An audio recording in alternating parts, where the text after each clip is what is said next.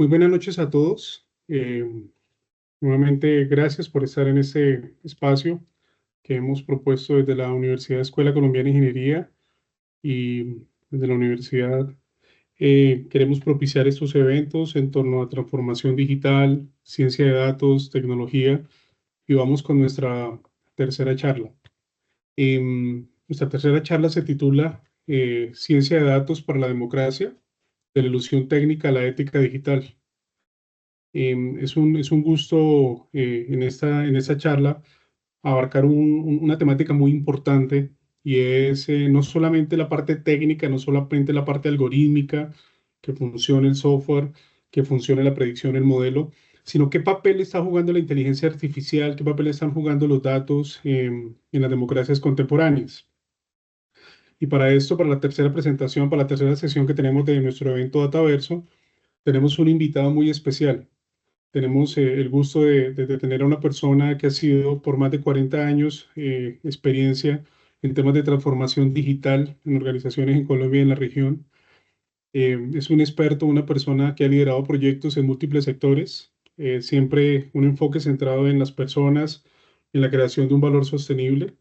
Ha sido asesor de organizaciones, miembro de juntas directivas, conferencista internacional, incluyendo presentaciones para Gartner, una de las revistas más destacadas en temas de tecnología, tendencia y todos esos temas de vanguardia.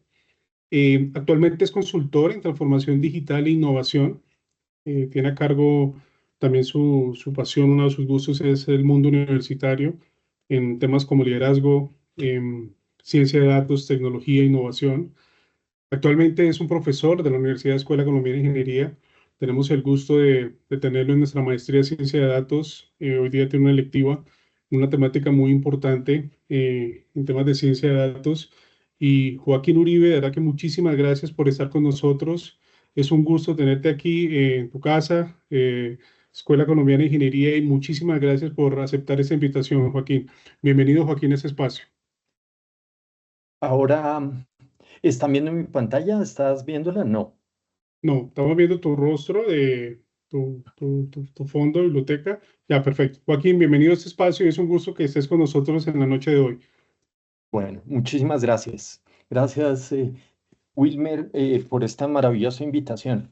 Eh, le- Tengo unas bueno, preguntas preliminares muy cortas, Joaquín, y es sí, con esos más de 4 décadas, más de 40 años de experiencia en el mundo de la transformación y el impacto de la tecnología en nuestro campo social, en nuestra vida social. En esos 40 años, ¿nos podrías contar un poco cómo ha cambiado tu visión desde hace 40 años a hoy sobre el impacto y algunas vivencias particulares en tema, cómo esta tecnología ha tenido un cambio en la parte social, el impacto social? muy, la respuesta es sí, ha tenido un impacto social muy fuerte. ¿Ah? El, em,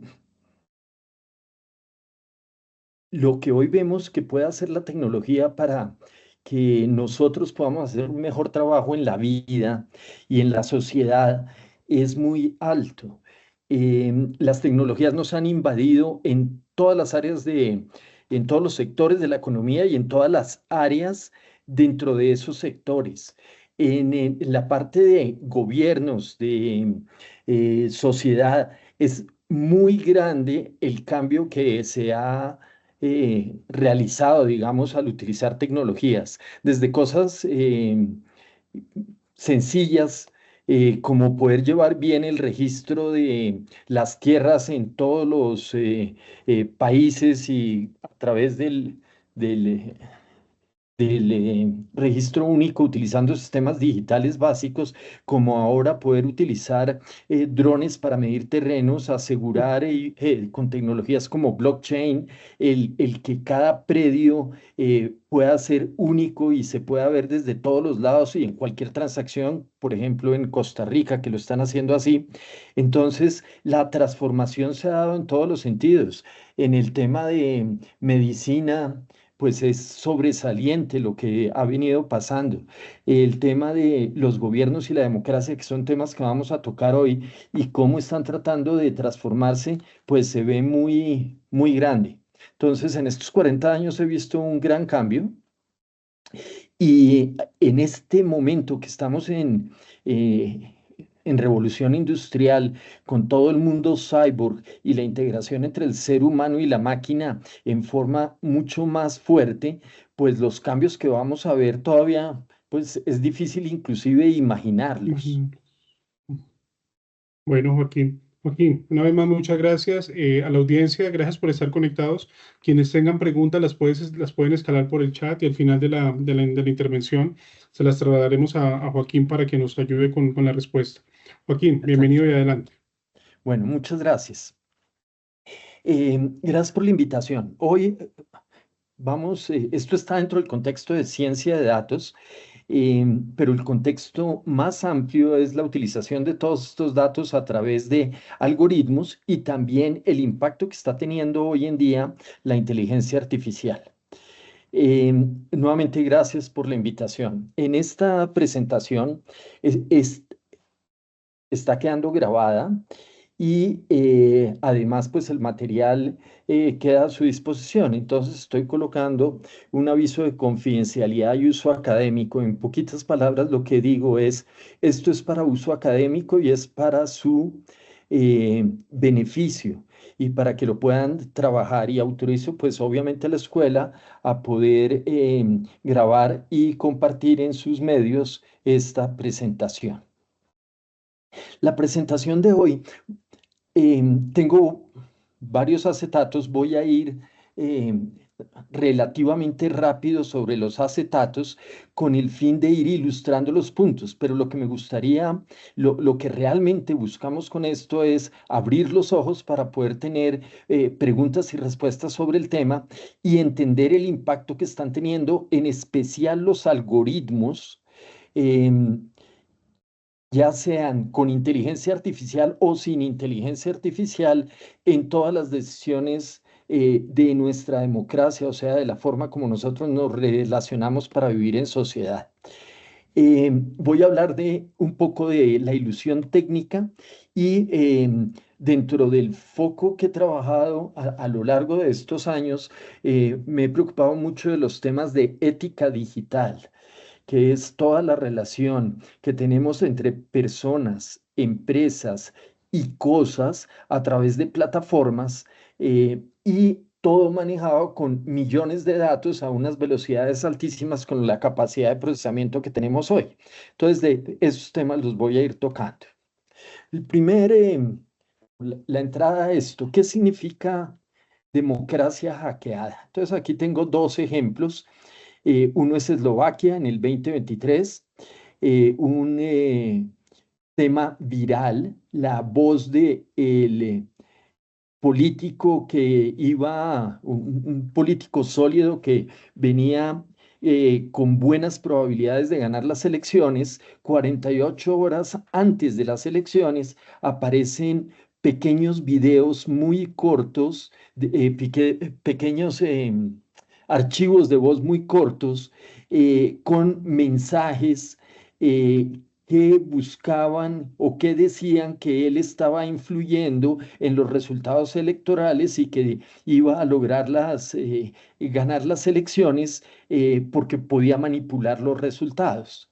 Esto tuvo un impacto, obviamente nunca sabremos exactamente si habría ganado de todos modos, pero los medios y las fuentes dicen que sí, que perdió por porque fue 48 horas antes. Entonces fue muy corto cuando aparecen las noticias falsas con la voz del líder y no hubo tiempo de reaccionar para explicar que era falso. Cuando dicen que es falso ya era viral la noticia y por el otro lado, pues llegaron las elecciones y la gente votó. Otro ejemplo es en Rumania en el 2024, la campaña electoral utilizaron la red TikTok con videos muy cortos, apelando a las emociones, utilizando mensajes que decían mentiras, eh, y creció muy rápido el tema basado en emociones, desinformación emocional, tema que vamos a tocar hoy a lo largo del de la charla, porque no todo es solamente orientado a la lógica, sino a atrapar las emociones de las personas en las redes. Entonces, hay unos escándalos pues más conocidos, como es el de Cambridge Analytica, tanto para el Brexit como para la campaña de Trump, pero esos son casos, digamos, del 2018. Estos ya vienen más lejos, utilizan las redes y los algoritmos, lo hacen en forma general. En el caso de Cambridge Analytica, con los dos ejemplos que mencioné, era más quirúrgica y precisa el tema de uso de los algoritmos y utilizaron el tema también de recoger información sin el permiso de las personas, o sea, tienen otra connotación adicional. Pero lo que sí vemos es que de alguna manera los efectos sobre las elecciones en temas democráticos han sido atacados fuertemente con apoyo de algoritmos, datos e inteligencia artificial. Todos estos casos, como lo acabo de mencionar, son algoritmos invisibles. ¿Por qué son invisibles? Porque cuando nosotros recibimos información en una red, cada persona está viendo realidades diferentes, se vuelven virales. La capacidad de deliberar se está viendo más restringida. La gente le tiene miedo a veces a compartir cosas eh,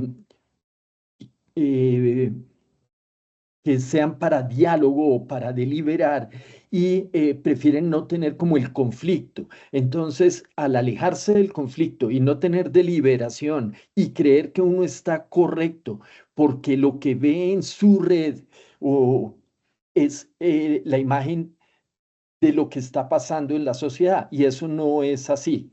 También falta transparencia en los algoritmos, saber qué está pasando con el algoritmo, a quién se le rinde cuentas, cuál es la regulación que nos protege.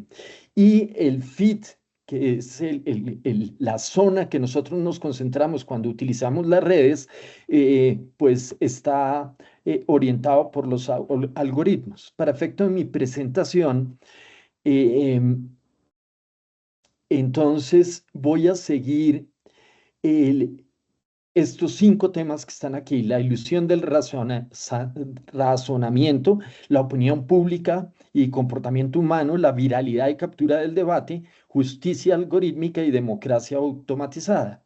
En la parte superior de mi pantalla o de la pantalla se puede ver, ya hicimos la presentación, acabé de hacer la introducción y vamos a seguir los 5 temas que están en la agenda: ilusión, opinión, debate, justicia, democracia, y cierro con el tema de ética más, más fuertemente, digamos, ética digital.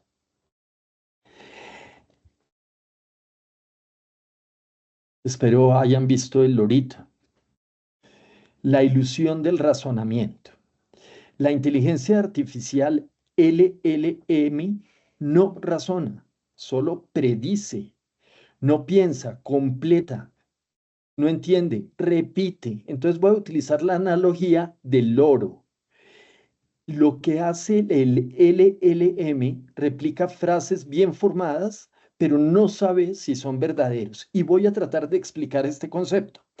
Quiero mencionar que soy un usuario fuerte de LLM y de varias plataformas de LLM y creo que es un avance muy, muy importante para el mundo, para buscar productividad, para aprovechar la memoria colectiva. O sea, hay muchísimos beneficios del LLM, pero hay que entender bien cómo funciona esa tecnología. Es lo que voy a tratar de explicar. Además, me voy a concentrar, como lo dice la presentación, en el concepto de algoritmo. Entonces, un algoritmo clásico, como se puede ver a la izquierda, arranca, tiene condiciones, tiene pasos, tiene rutinas y finalmente todo esto se ejecuta con un modelo mental que queda en el algoritmo que yo coloco en la máquina y ese algoritmo simula de alguna manera el pensamiento humano. O sea que uno también podría hablar que un algoritmo clásico que hemos utilizado desde hace mucho tiempo para hacer el scoring de crédito en un banco, pues también tiene algo de inteligencia artificial porque es una tarea que normalmente hace un humano y la máquina lo hace simulando al humano y requiere pensamiento o análisis del humano.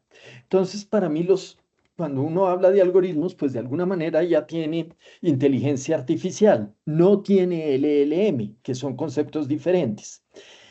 Voy a poner el algoritmo del LLM al lado. Cuando yo le digo algo al algoritmo, al LLM, ¿el qué hace? Entonces me voy ¿el qué hace? No, el, yo le digo, quiero un código en Python para el concepto de factorial. Y él me devuelve if n diferente de cero regrese uno, si no, regrese n multiplicado por la misma rutina y con n menos uno. Esto hace el cálculo de factorial y para todos, asumo que todos los que están aquí de alguna manera entienden, pero esto no lo está entendiendo el LLM. Él lo que hizo fue buscar factorial, buscar qué probabilidad al lado de código Python factorial que encontró. Y cuando encuentra este ejemplo 50 veces o 1000 veces en la red eh, y encuentra otras fórmulas, le da la probabilidad. Como esta tuvo la probabilidad del 82,8%, entonces me presenta ese resultado, pero la inteligencia artificial no sabe qué es if n diferente de cero haga, no entiende Python, no entiende el lenguaje, lo único que hizo fue buscar el patrón lingüístico y copiarlo. Entonces, pero a simple vista yo veo estas dos cosas, algoritmo clásico y respuesta a un LLM, y pienso que es mucho más inteligente a lo mejor el LLM, cuando lo que está haciendo es copiar, pero no razona, no entiende. Voy a explicarlo con otro ejemplo. La capital de Francia es, yo escribo eso en un LLM. ¿El que hace? Tiene múltiples GPUs procesando en paralelo, va y busca y encuentra. La capital de Francia es París, la encuentra 96% de las veces o 90% de las veces. Encuentra errores también. La capital de Francia es Madrid, Bruselas, lo que sea, Roma, y me pone probabilidades de cada cosa. Encuentra errores, porque a veces alguien contestó un examen y en vez de escribir Bruselas, escribió Ruseías. También los errores los está comparando probabilísticamente. Entonces, si en algún momento en la red hay información de algo que se ha repetido muchísimas veces y la red lo encuentra y eventualmente su probabilidad llega a ser más alta, me va a generar un error. Ese no es el caso más típico para ejemplos tan fáciles como este, pero si yo empiezo a hacer preguntas más complicadas que eventualmente alguien se haya hecho, están en la red, la probabilidad puede dar un resultado. Hay que entender bien que LLM no sabe lo que está diciendo. Bien. Vuelvo a la analogía con el loro. Eh, el loro, un loro está entrenado, imita frases, repite lo que escuchó. LLM no repite, busca frases similares, busca la siguiente palabra que requiere y le asigna con los parámetros que están definidos en el modelo de LLM, asigna una probabilidad. Y si le suena correcto, me da la respuesta, no la valida. No sabe qué significan las palabras. El LLM tampoco comprende. El loro entrenado aprende por repetición, el LLM aprende porque hay millones de datos que hoy se utilizan y los presentan. No razona el loro. Y esto es muy claro, los modelos de LLM no pueden justificar su respuesta. No sabe por qué la fórmula de Python que presenté en el factorial si está correcta o no está correcta. Ahora, si comparo el LLM contra una persona, la función de LLM es completar.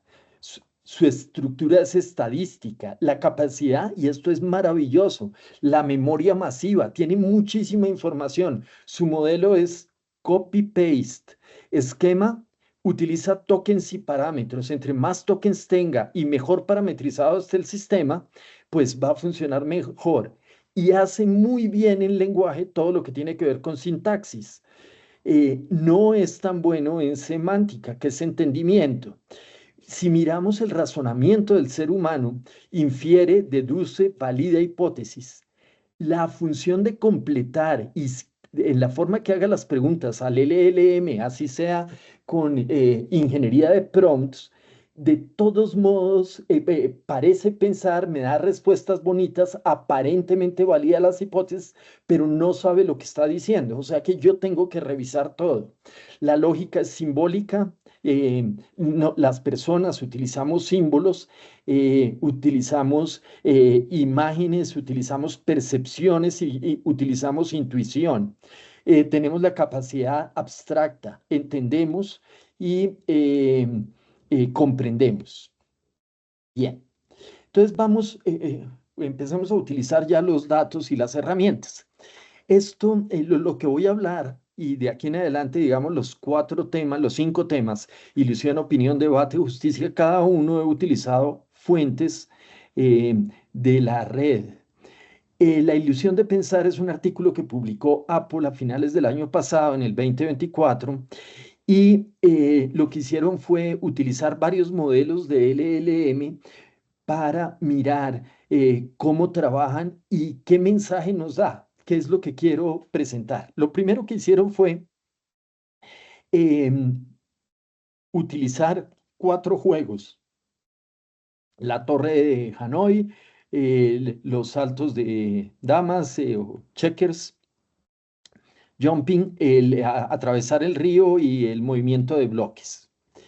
Para este primero de Hanoi, y lo podemos ver, es mover los 3 discos para que queden en el orden inverso.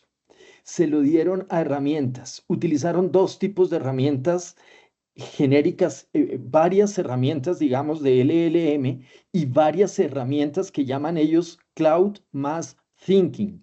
¿Qué significa cuando dice en mis gráficas Thinking? Significa que es un modelo de LRM, que lo están llamando modelos racionales de lenguaje. La diferencia entre un LLM y un LRM, o sea, el que dice pensante, es que tiene prompts muy estructurados con lógica que trata de simular la lógica de la persona que hace el prompt, pero una lógica para resolver el problema. O sea, está tratando de mejorar a través del prompt o de una serie de prompts, porque puede ser una cadena de prompts, está tratando de mejorar el pensamiento del LLM. Entonces aquí utilizó, por ejemplo, Cloud 3.7 y Cloud 3.7 más pensamiento, que significa más prompt o cadena de prompts que ayuda a pensar. Con una ficha, 2 fichas y 3 fichas, funciona mejor Cloud 3.7, ni siquiera el que piensa. Lo hace más rápido el Cloud común y corriente. Cuando el número de fichas pasa a 4, Cloud 3.7 va menos bien. Un tema importante, esta métrica que saca Apple está basado en 25 ensayos del juego con diferentes inicios y diferentes puntos, digamos, en el razonamiento. O sea, no es un juego, sino 25 juegos por punto. Con 4 discos funciona mejor Cloud 3.7. Con 5 discos se empieza a deteriorar. Cuando va bajando, quiere decir que de los 25 juegos que hizo, 23 salieron bien. Cuando dice el 80%, pues va bajando.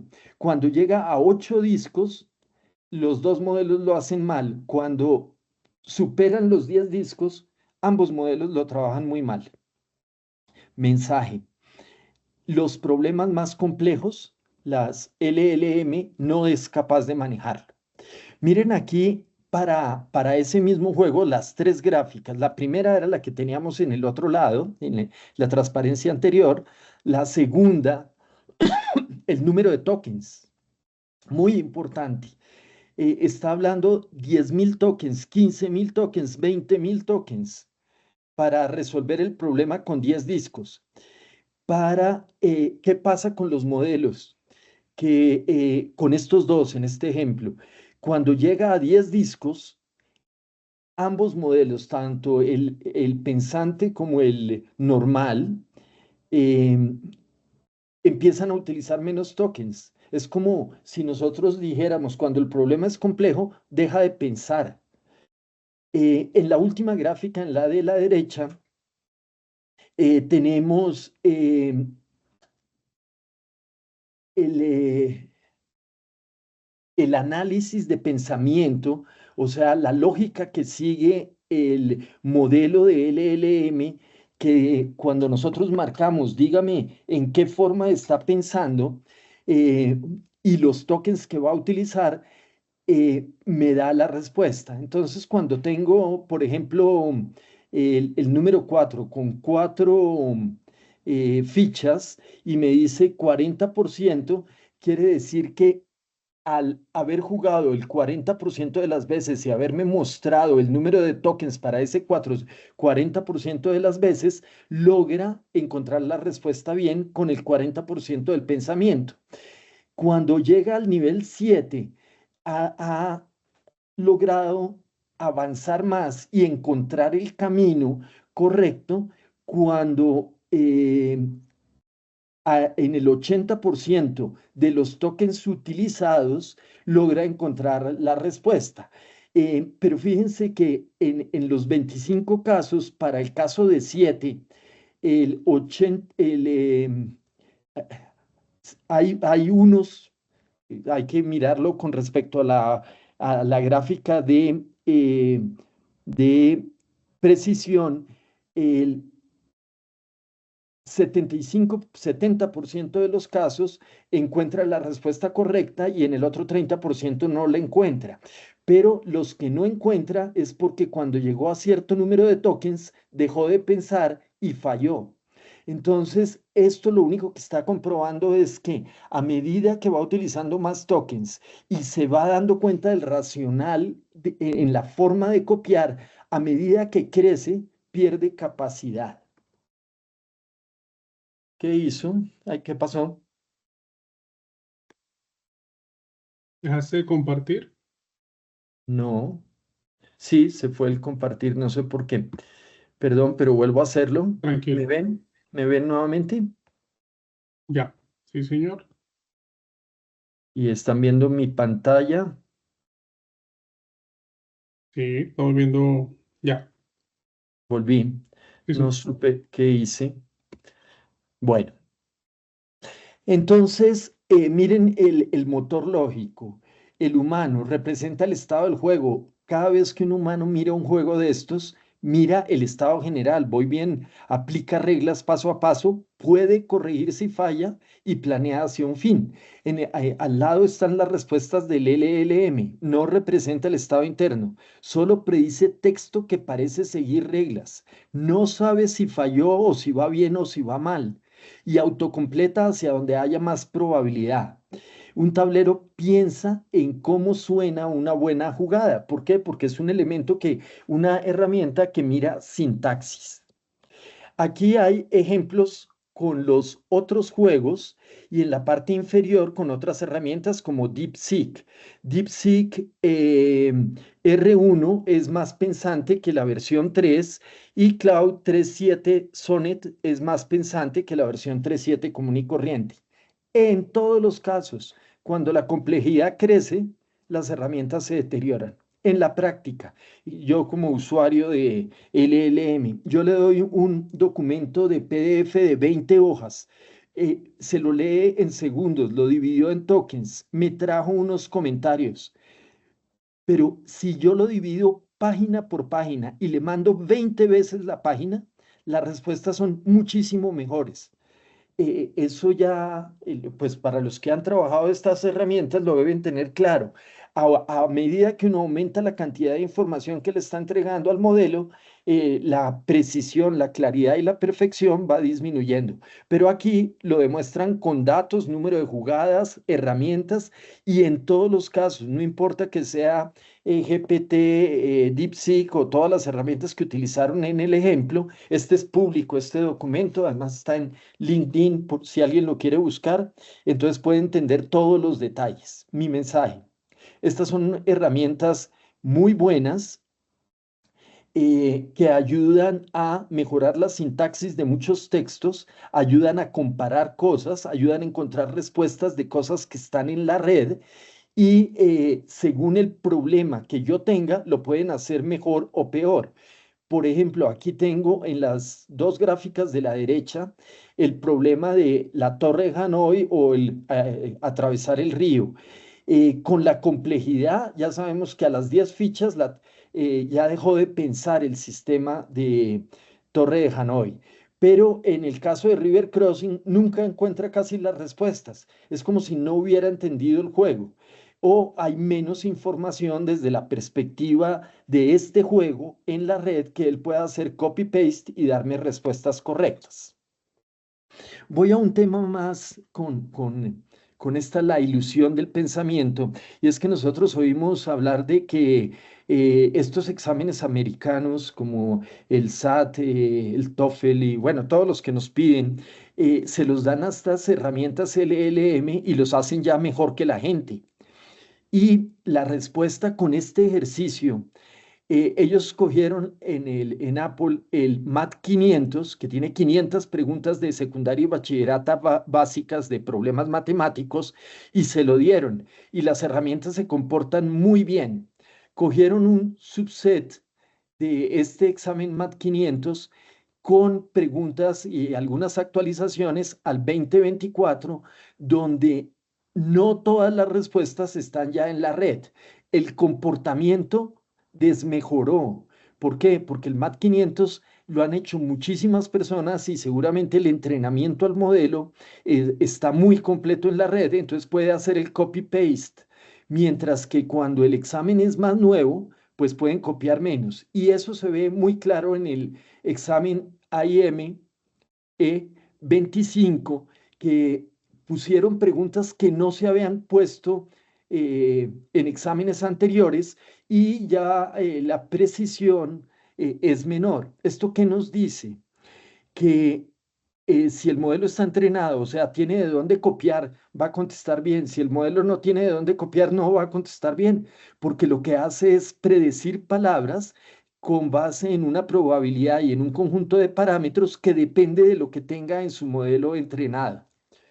Entonces, es muy probable que si cambian completamente el examen y son preguntas nuevas, el humano puede adaptarse a sacar mejores notas que las herramientas de LLM. Luego, de alguna manera, esa ilusión que nos han dado de que las herramientas están pensando un montón y que pueden reemplazar a los humanos, pues no parece tan cierta a la luz el, de los resultados de este estudio que ya de alguna manera se han vuelto visibles en muchos otros estudios que hay en la red. Bien, ¿listo? Entonces, primer mensaje.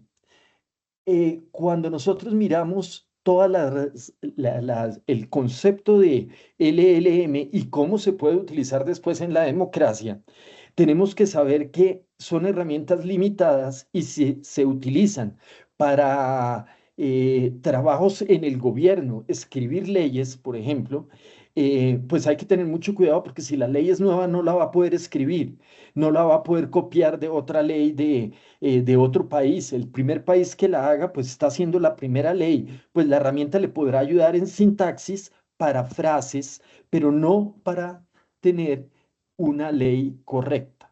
Entonces, este es como el punto de dejar. Tenemos que saber qué hace la herramienta y cuál es el algoritmo. El algoritmo de estas herramientas es encontrar, mirar parámetros y algo que suene bien, hacerlo. Esto es la ilusión. Entonces, no nos debemos dejar llevar por eso. Y está demostrado con un esquema que se llama datos, analítica, ciencia de datos. Segundo tema, vamos a ir a la opinión. Voy mal de tiempo, ¿no es así? Creo que sí. Quedan unos 10 minutos, creo yo, para darle 10 minutos a preguntas. Bueno, entonces voy a tener que, me demoré demasiado en un tema. Voy a ir un poquito más rápido para dejar tiempo. Si quieren, también se pueden quedar un poquito más de las 7 a las 8 a lo que sea. Las redes. Este es el caso del bosón de Higgs. No voy a explicar el bosón, pero sí voy a mostrar que el 4 de julio que se lanzó la noticia, eh, la gente ya había recibido información de que se iba a lanzar la noticia, se convirtió en viral. ¿Qué quiere decir eso? Que pasó de un usuario por minuto a 519 usuarios por minuto. El número de personas que se conectaron fue grandísimo. Entonces pasó del rumor al anuncio, comentarios y la viralización. O sea que está demostrado estadísticamente que temas virales crecen muchísimo en la red. Y esto es un tema importante en la opinión, como pasó en Eslovaquia.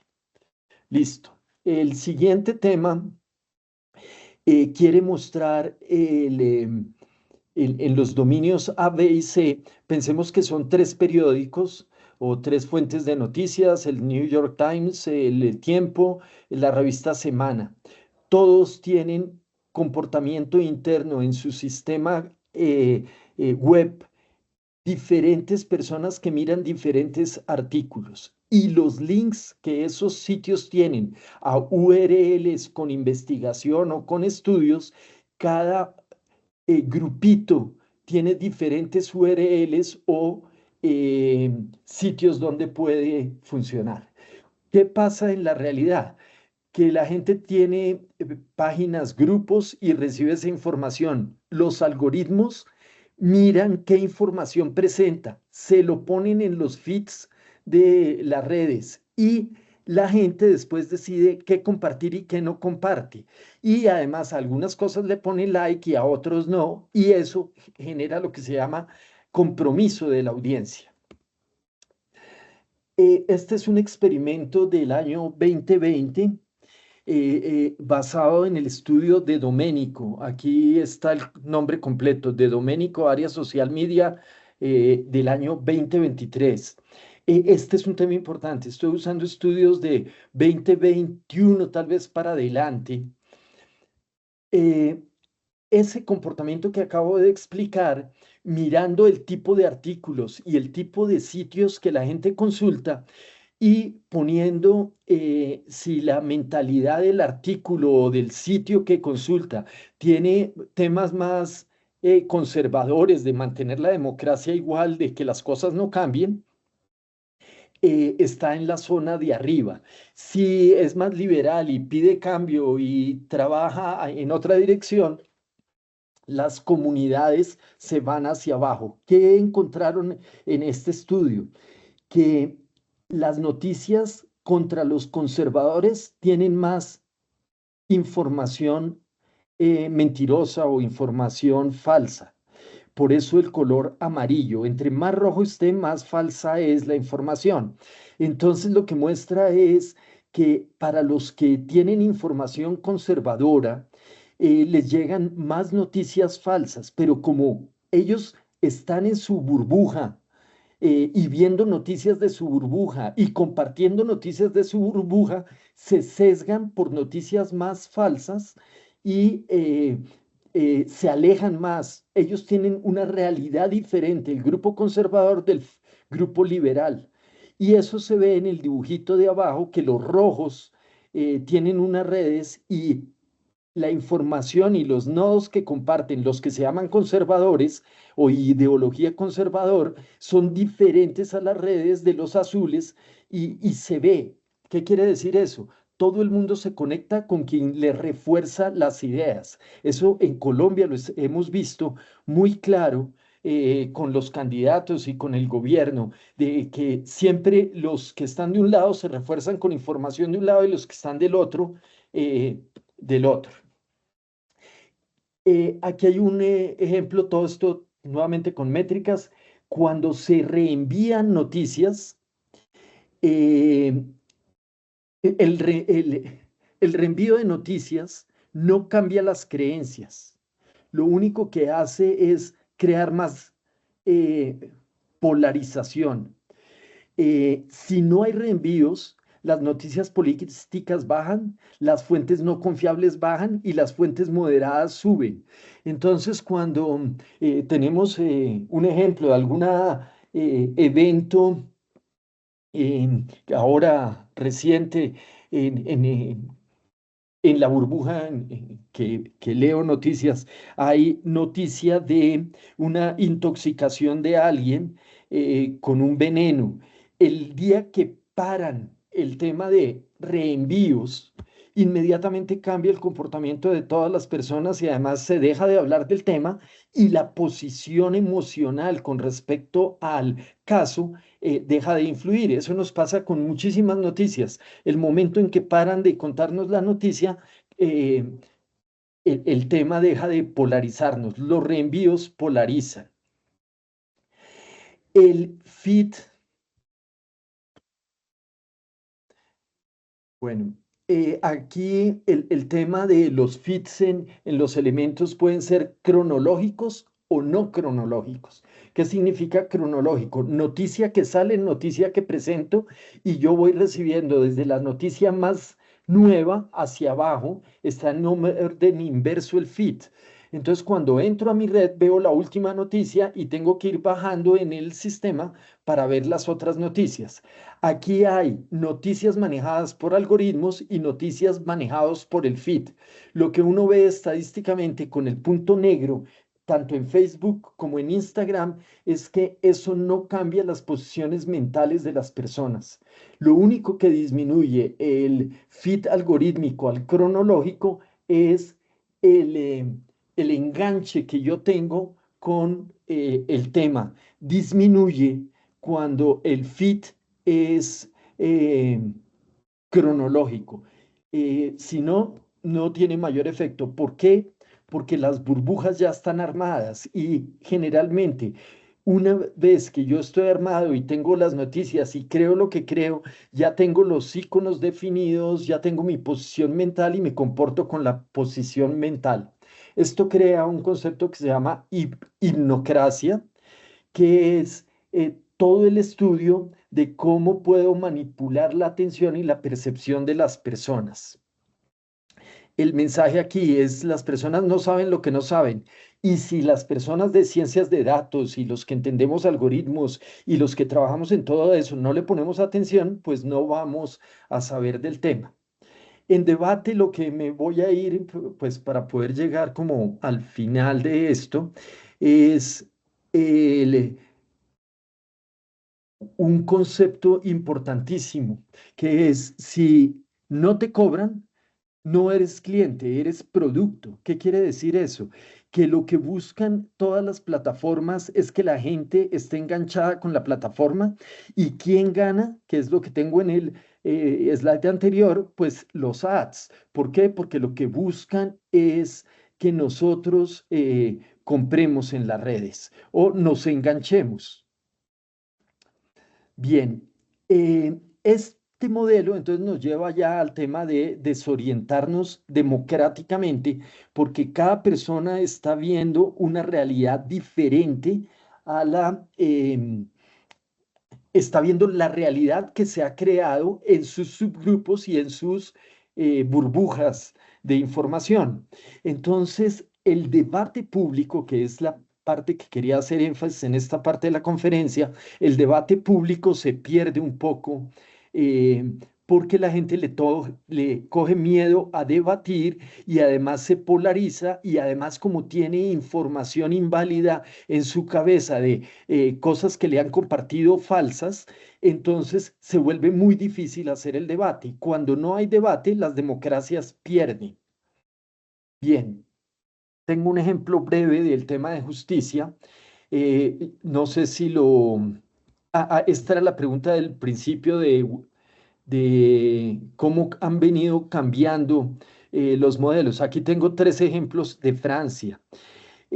OpenFisca, Parcoursup y CAF. Son tres sistemas algorítmicos, uno para el manejo de impuestos, otro para la administración universitaria y el otro para la distribución de beneficios sociales. Los tres algoritmos salieron en la misma sociedad, pero el uno fue aceptado porque lo explicaron, el modelo era abierto y además sabía quién era el responsable.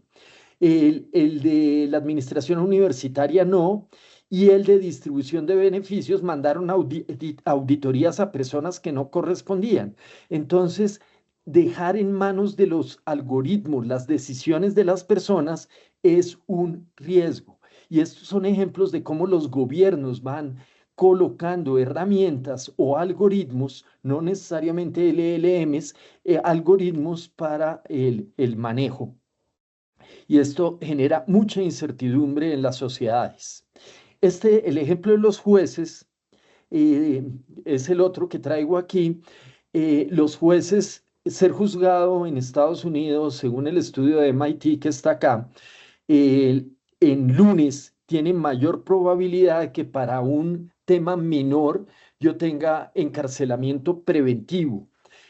Si el día es muy caluroso o estoy al final de la tarde, es posible, si es muy caluroso, la sentencia es más larga. Si estoy al final de la tarde y el juez está cansado, es posible que me den libertad y no me pongan en problema. Al utilizar algoritmos con inteligencia para quitar los sesgos y ser coherentes, los jueces que están en el lado de la izquierda, morados, muestran que hay más coherencia y los que siguieron eso tomaron mejores decisiones que los jueces que no le creyeron a los algoritmos. Entonces, los algoritmos aquí pueden ayudar a que los jueces tomen mejores decisiones, sean más equitativas y además, por ejemplo, aquí en este ejemplo específico, se redujo en 40% las encarcelaciones de delitos suaves y además no aumentó el riesgo público porque no aumentaron las reincidencias. Entonces, utilizar bien los algoritmos en gobierno pueden ser útiles. Lo vimos con el ejemplo francés.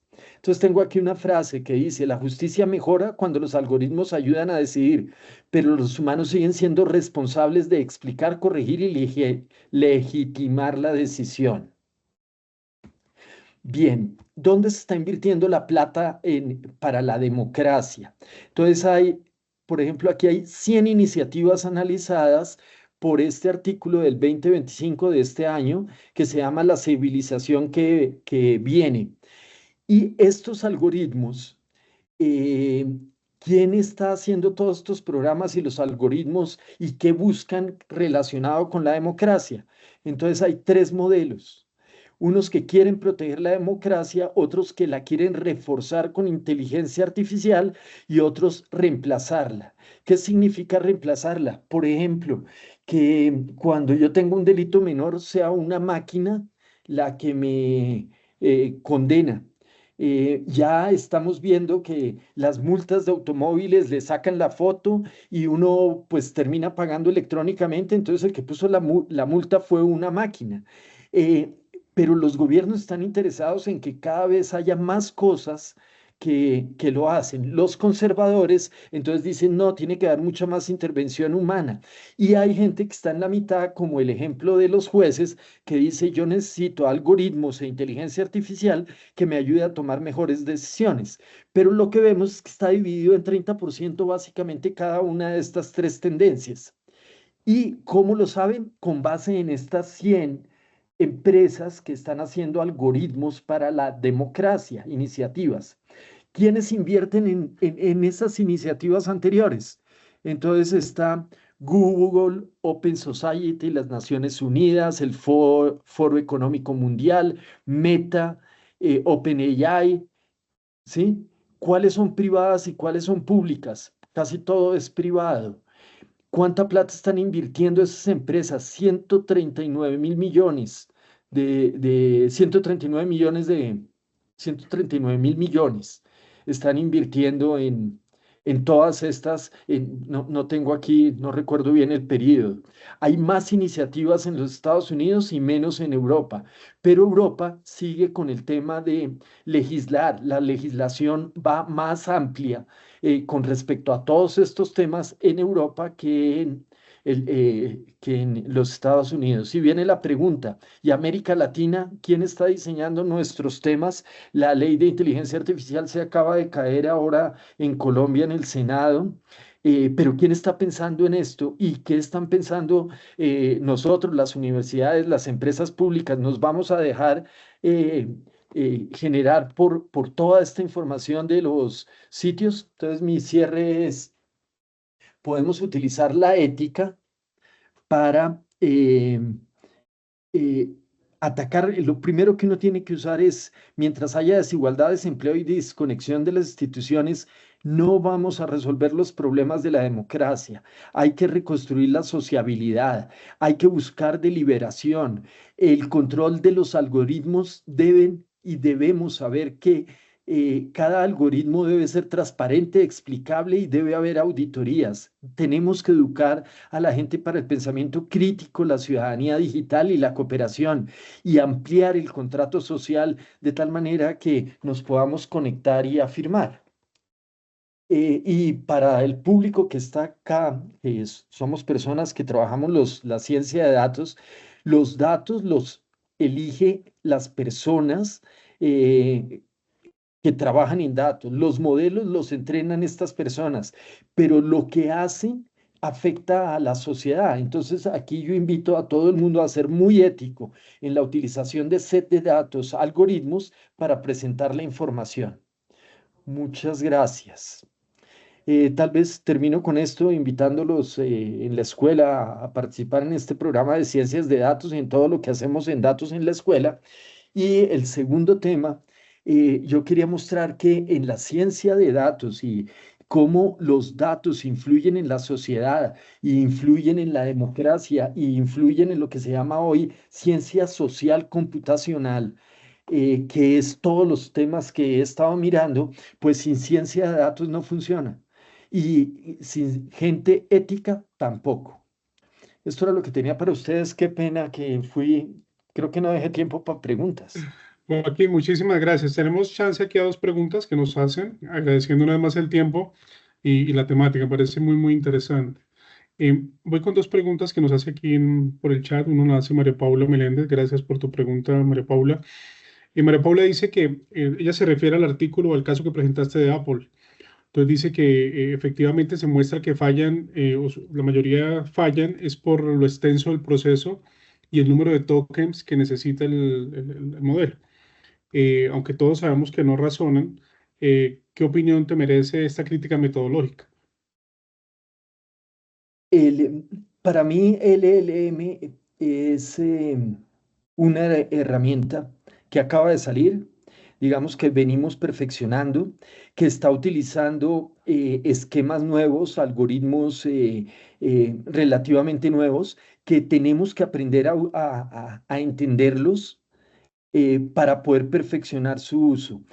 Así como en algún momento nos aparece Excel y Excel nos ayuda a hacer un montón de cálculos y presentar datos y manipular datos, estas herramientas también, pero las tenemos que mantener con el nivel adecuado para poderles sacar el jugo y utilizarlas a medida que vayan avanzando, pues podremos utilizarlas mejor, pero por ahora hay que ser muy cuidadoso ya que tiene limitaciones grandes, en especial cuando el problema se vuelve complejo. La utilización de tokens lo hace más costoso, y pues vienen los otros aspectos que hay que mirar, y es el manejo de los costos alrededor de estos sistemas, que hay que buscar que sean viables, digamos, con la economía del planeta. Gracias, No sé si, Joaquín. Una, no sé si contesté la pregunta. sí, sí, a mí me quedó claro. No sé si nuestra María Paula, nos está atendiendo, quedó claro.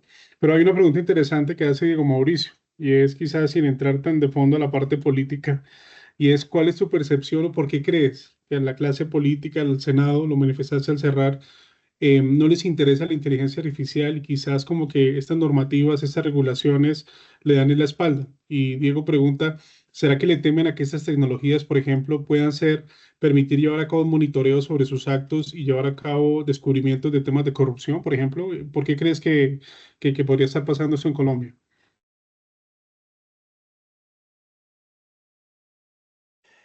Yo creo que nos falta a todos en general y a ellos, las personas que legislan, entrenamiento y conocimiento. Em, el, es muy posible que hayan utilizado las herramientas muy poco, que hayan tenido muy pocas presentaciones a fondo. He visto, pues ahí David Luna es activo en el tema y habla de inteligencia artificial, pero yo veo que en general es un tema que no hace eco. ¿Por qué? Porque esto no arrastra masas. Entonces, si me preguntan, hay temas que les dan menos importancia porque no lo han entendido, puede ser una de las hipótesis, y lo otro es porque para su tarea política y el momento en que estamos viviendo, puede ser un tema que no es importante comparado con lo que quieren hacer de reforma laboral o de otras reformas. Ahora, mover estos temas nuevos donde hay poco entendimiento para que haya una ley, siempre es más difícil. Las leyes van más despacio que la transformación de las sociedades. Es por ello que se utilizan hoy en día guías y las empresas pueden adoptar una guía de inteligencia artificial o un estándar de inteligencia artificial o un estándar de uso de algoritmos de alguna ONG o alguna universidad o algún instituto o algún gobierno avanzado y hacer lo propio para poder tener un camino claro en la utilización de estas tecnologías. Ok, última pregunta, Joaquín, agradeciendo el tiempo de todos, de nuestra audiencia y de Joaquín. Desde tu posición y de tu visión, ¿tú consideras que todos esos modelos basados en los grandes modelos de lenguaje pueden llevar a cabo, digamos, un razonamiento, un raciocinio similar a como lo haría el ser humano? ¿O en tu visión, percepción y experiencia que tienes, crees que nunca lleguen a lograrlo? El, los modelos por ahora, el modelo, los algoritmos, aunque son más profundos, son muy básicos en el LLM. Por ejemplo, si yo le digo multiplique 45 por 45 a un modelo de LLM, él va a buscar en la red o en el entrenamiento que ha tenido el 45 por 45 y si encuentra la respuesta me la entrega. Si el 45 por 45 es una pregunta común y hay miles de respuestas, muy seguramente la respuesta es correcta, pero él no sabe multiplicar 45 por 45. Los modelos más avanzados de LLM, cuando se dan cuenta que es una operación matemática, hacen un llamado vía un API a Python con una lógica y hacen la multiplicación y me la hacen correcta. Entonces, si yo pienso solamente en la funcionalidad actual de los LLMs, cuya tarea es memorizar pensamiento colectivo, buscar cosas que se parecen, buscar la probabilidad y entregarme una respuesta, pues pueden simular pensamiento y análisis que ya está escrito y con una probabilidad, si el caso es muy común, darme una respuesta que es válida. Entonces, para cosas que se repiten y están documentadas, puede entregar información muy valiosa.